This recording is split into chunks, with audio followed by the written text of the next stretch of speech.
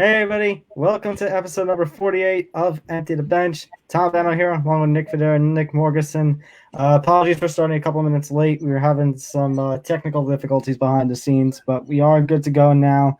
And it's sad because the NBA is back, the NHL is back. We're supposed to be celebrating the return of sports. And yeah, it is very much worth celebrating, but unfortunately, the MLB and the NFL have decided that we can't have good things, and we must talk about more of the coronavirus impacting sports rather than sports coming back and rallying against it.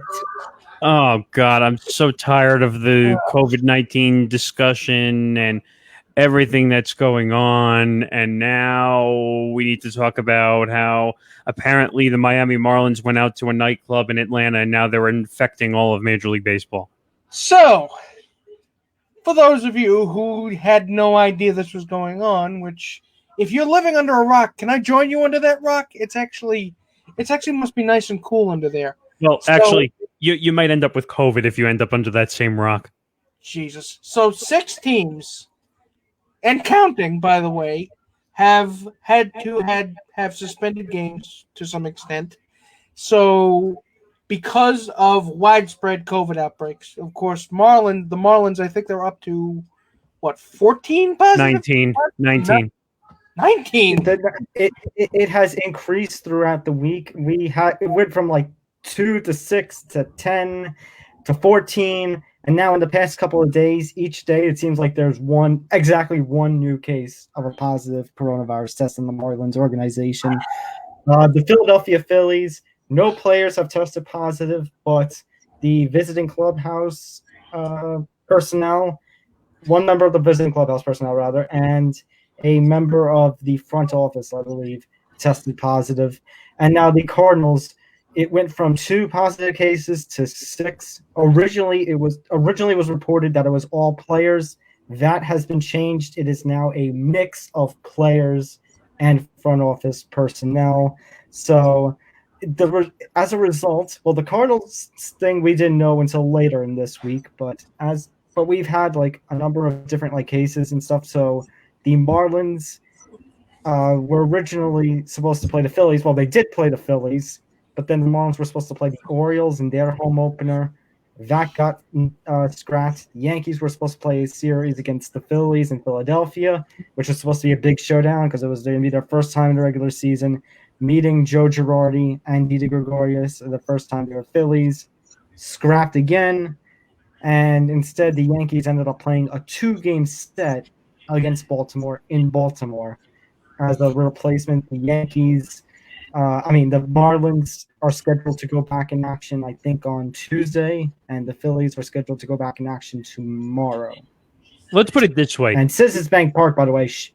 Let's put it this way. You need a dartboard. Sorry, Citizens Bank. Sorry, go ahead. Citizens Bank Park, by the way, shut down completely as of right now, I think. I think the Phillies were just given the clearance to resume their season. Yeah.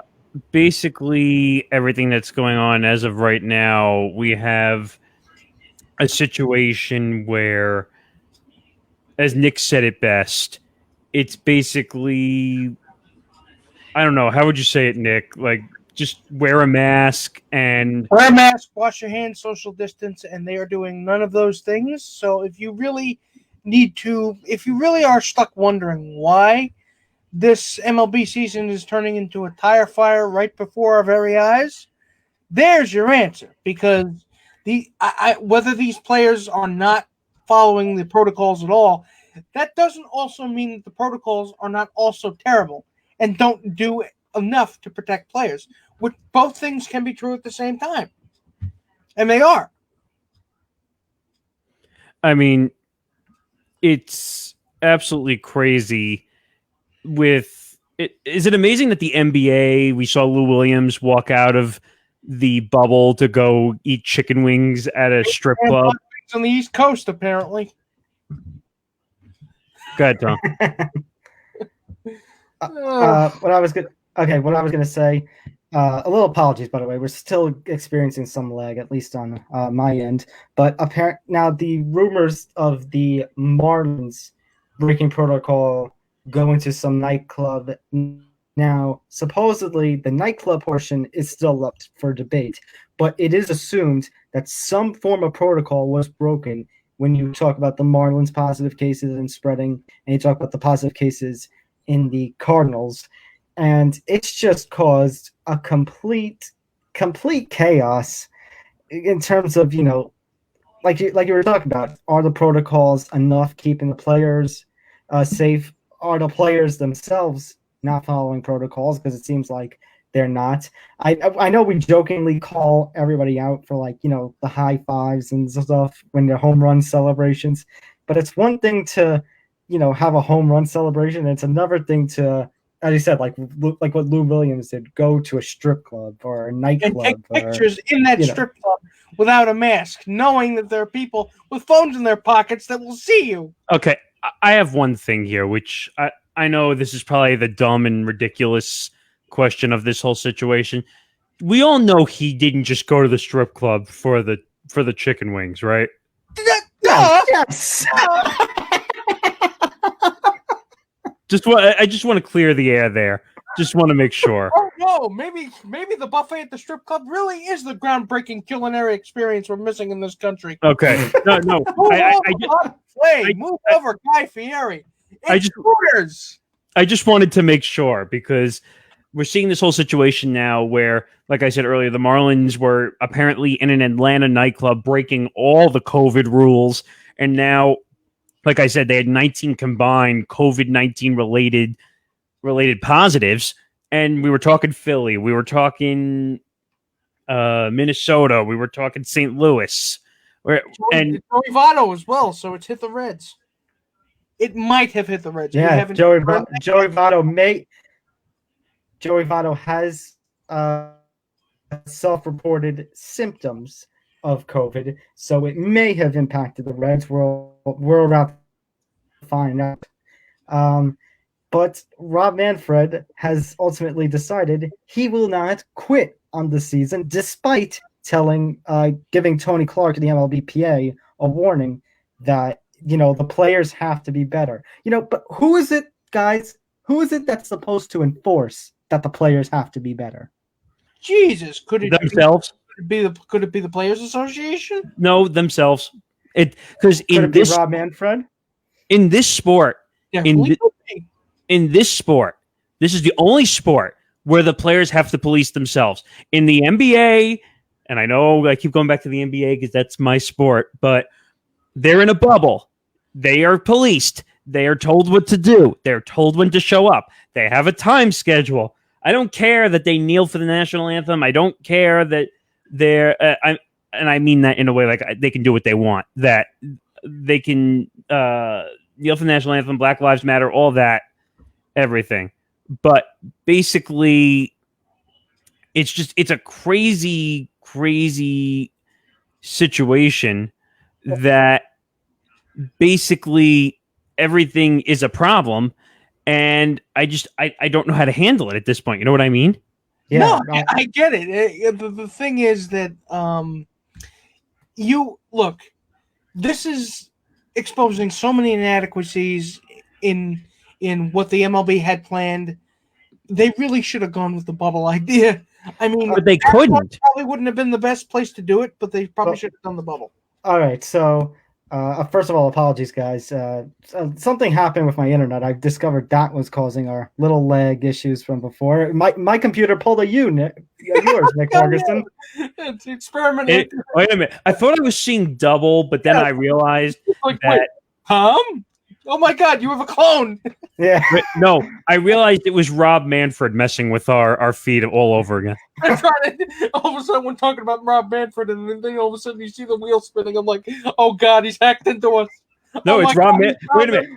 It's Rob Manfred saying that I have to make the rules my own way, and if you don't like them, too bad. Get the bleep out of here. And if you don't like it, go kick rocks. Well, first of all, I do agree that the players do need to do a better job with themselves. And going back to that bubble, but Rob Manfred, it seems like the MLB, the NBA, we had the bubble idea, and they have a list of protocol. The NHL, they had the bubble idea, and they have the list of protocol. It seems like the MLB It just feels like they just said, you know what, we're gonna wing it.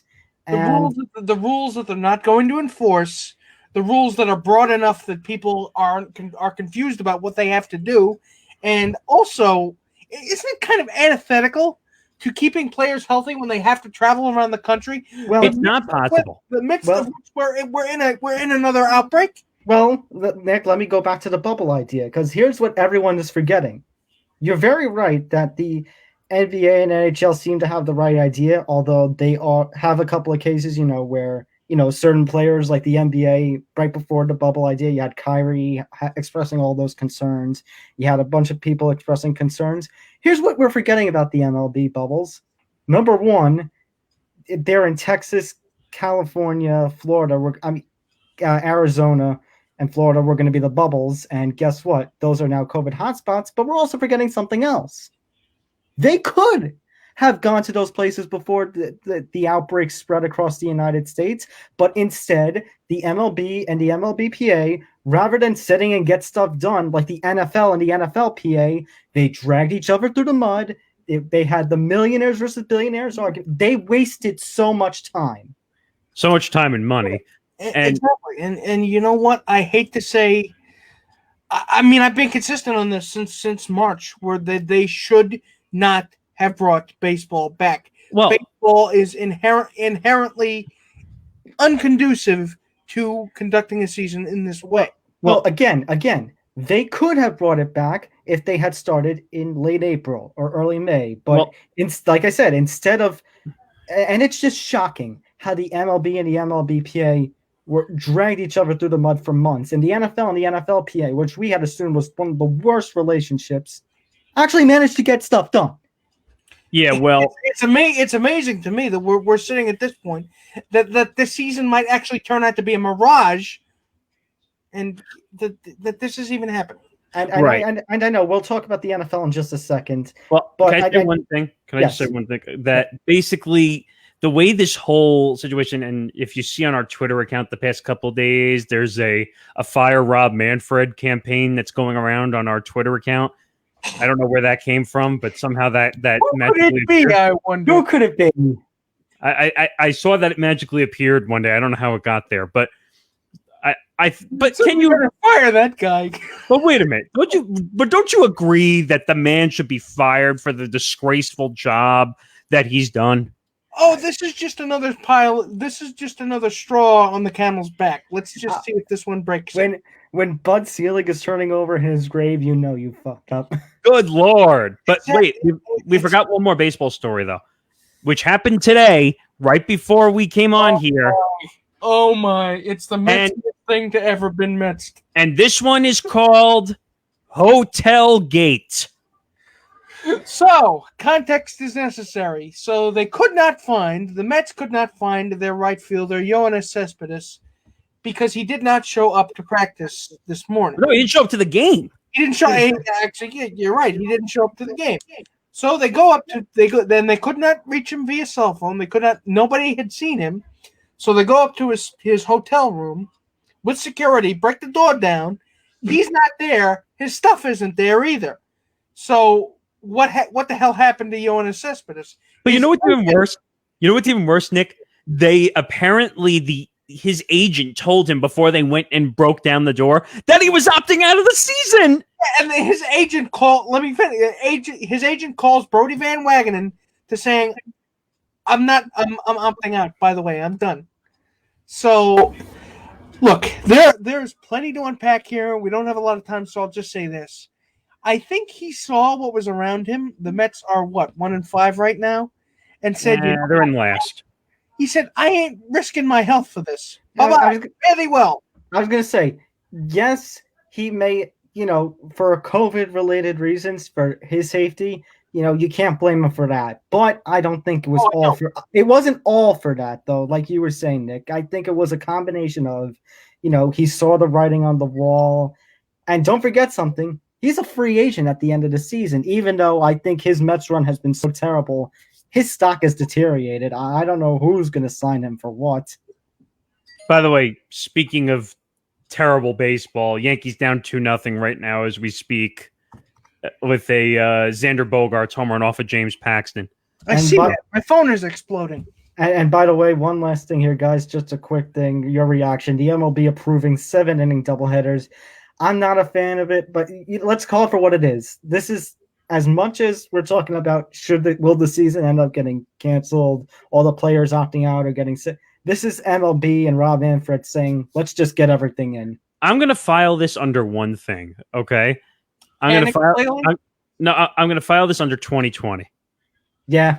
Yeah, pretty much. That's the best way. All I'll say is the 94 Yankees and these Yankees have a lot more in common than you might think. Well, yeah. I agree. Well, let's put it this way. I think the season should be canceled. That's me. I'm going to go on the record and say that right now. I think there's too many positive COVID tests. They're traveling too much. We're seeing, and I'll ask you this, Tom and Nick, more in the NHL realm. It looks like they're handling this much better than Major League Baseball has. They don't really, what? Of course. But I didn't. Did you think it was going to be that way? Well, first of all, like Sean Fitzgerald told us, this is in Canada, which is the caseload is in the triple digits. So it's pretty easy. It's pretty easy to handle this. But again, with the NHL's history of mismanagement, who would have thought that Gary Bettman, of all people, would end up coming out of this smelling like a white mushroom? I don't get it. I didn't. Up is down, down is up, sideways is also Monday. One more thing here, guys. With the Marlins and Cardinals supposedly breaking protocol, don't you think there should be some punishments in order? Yeah, but here's the problem. The punishments apparently could be more than the Astros cheating for the season. All right, then I have just a stupid question playing in my mind. All right, we're talking about the Hall of Fames coming up and all the steroid players coming up. Yeah. If you're not going to punish these guys for breaking COVID protocols and the Astros for cheating, don't you think you got to let those guys in now? I mean, I filed this again under the 2020 realm. So basically, whatever's up is up and whatever's down is down. So if you want to put the guys in, just put them in and just write COVID-19 all over it, and we'll just call it a day. COVID-19. This is just a wash. Let's pack it up, go home, and just call us in January. No, you know what? Na na na na na na na na. Hey, goodbye. At this point. Very appropriate, because several NFL players are saying that. And several NFL players are saying, you know what, screw this. We're not going to put it. Or they have been placed on teams' COVID reserve lists under some suspicion that they might have COVID, which include 2 starting quarterbacks in Matthew Stafford and Gardner Minshew. Are the Lions really going to miss Matthew Stafford at this point? Thanksgiving, yeah, but other than that, probably not. No. Him and his ridiculous contract. So here's basically how opt-outs in the NFL is going to work. For those who don't know, if they are able, if they are owed like guaranteed money or some sort of advance in their salary, they will get it. Anything else, like a normal contract, they will not get their pay. However, their contract will be extended for 1 year. So anybody whose contract is coming up at the end of the 2021 season and opts out, their contract will now go to 2022, from my understanding. Oh, so good. You're essentially skipping a year. Basically. And Nate, well, of course, the Giants' right tackle, Nate Solder, also opted out because he has a history of cancer, and so does his son. Again, he's immunocompromised, so I can't really blame him for that. Can I say one thing that I'm tired of the freaking Twitter trolls who are getting on social media and say, "Oh, you're a word I'm not going to say because you're opting out of the season." Well, give me a break. These guys are trying to protect themselves, especially ones with high risk. Because these people have mashed potatoes where their brains should be, Nick. If you want, by the way, a little more of a fuller list, I don't have all the names, but Nate Solder, you are right. Also in the NFC East, Eagles wide receiver Marquise Goodwin and Lane Johnson, and 2 Vikings players at least have opted out. In probably the biggest blow in football, Damian Williams, running back of the Chiefs, who had 2 big touchdowns in that Super Bowl win over the 49ers, electing to opt out. Also C.J. Mosley of the Jets. DJ Mosley of the Jets. Also, at least 6, if not 7, Patriots defensive players. I think it's 7 now. I think it's 7. It's up to 7. Yeah. Okay. I've heard conspiracy theories that this is all some kind of weird conspiracy to get to Belichick making his No. suck. No, let me bring it up. You're right. Nick is right. Let me bring it up. So there's a conspiracy theory going around that Belichick is actually encouraging these opt-outs, so that way a Patriots tank, they can point at this COVID as a scapegoat. Can we not give him this much credit, please? And they can tank to get Trevor Lawrence, Oh the God, top quarterback swear. coming out of college. I season. swear, if they finish last, I'm calling it now. I'm saying conspiracy theory. I think we should suspend the Patriots just for like 3 years if that happens, and just say we're done. That's it. Crap. But can you believe it? Would you put it past Belichick? No. Probably not. There are probably bodies buried beneath Foxborough. If we're not careful, there's probably another. Ruthless, I'm telling you. If we're not careful, there's probably another massage parlor waiting for another. What to happen. Oh God, please don't do that. Oh God, that image! Please get it out. Oh. Okay, but let me talk about one thing here. You mentioned before, Nick. These guys are going to be traveling. As now it's only going to be for 8 games as compared to the MLB, which is going to be a full not a full 60 games, a 60-game season. But it's going to be for like full weeks and stuff. So, I mean, I see the trouble that could come with all the travel and stuff, but I think NFL has less to lose than MLB, because what if the NBA and the NHL successfully get through their playoffs with the bubbles and potentially start their next season in bubbles, and the NFL manages to, there will be positive tests, there will be hiccups, and self-destruct? No, but the NFL manages to get their season done. Because if the NFL gets their Nick, but listen to me. If the NFL gets their season done and the NBA and NHL get through their bubble periods, what does that say about MLB? I think it says that Major League Baseball is run by the wrong person. That's what it says to me. Because if they think that they're going to be able to get this season done without any sort of delay, or let's just call it outbreak. By the way, they're dreaming. Anyone out there watching our feed right now, if you think Rob Manfred is doing a terrible job, you see our Twitter account and our Facebook account rolling on the bottom of our screen. Go to our social media accounts and put #FireRobManfred right now. I want everybody to do that if you believe he's doing such a terrible job. I'm telling you. Firing Rob Manfred. Rob Manfred's going to start a Twitter campaign to get us fired. Hey, that's more publicity for us. It's okay. Joke's on us. We can't cancel ourselves. All right. One last thing here, guys. I know we're running out of time, but a bit of a blow now to college football, as there are reports that hundreds of Pac-12 players are now threatening to sit out the 2020 season due to safety reasons, a la COVID, a combination of, safety reasons, social injustice issues, and economic issues. Your reaction? You know what? If there's one thing that can get people in southern states to actually take COVID seriously, tell them there's a possibility of no college football. College football, yeah.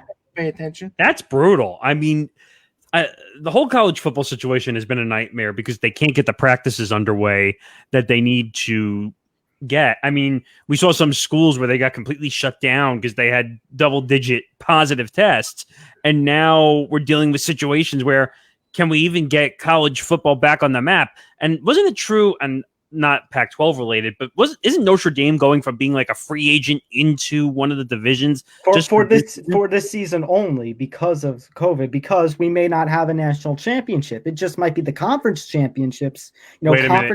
Conference play and a conference championship, and that's it. This is so 2020. So we're not going to have the NCAA March Madness tournament, and we might not have a national champion in football. And you never know. We may not have a World Series at this rate. Good Lord. Oh, God help us all. Well, you know what? If you tuned into this podcast to actually hear some hope, I mean, why? There's no hope here. Why'd you do that? Why'd you do that? Let's give some credit here to end on a happy note. The NBA is back. Play seems to be going very well. The NHL is back. Playoff hockey is one of the most intense things ever. Guys, there is some good here. there is Didn't some the good. 12 seed beat like a 3 seed yesterday or something also? Yeah. Good Lord. Like we're saying, there is hope somewhere. It's just not in the places where they should be. Like, not in the two biggest sports in North America. Well, God. unfortunately, America's pastime has seen better times. Both the old and the new pastime. Oh my God. Well, All right. I think we've babbled for more than enough time. I think we're overdue here. Yeah. All right. Go give us a like here on our Facebook page, and don't forget to follow us on Twitter at ETB Sports. All our Twitters are down there at Thomas J. Albano, and Morgasen Radio, at Nick Writes Words. And yeah, that's going to do it for episode 48. We're on the road to episode 50, guys. But until next week, I'm Tom Albano, Nick Fodera, Nick Morgasen. See you around, guys. Good night, everybody. Good night.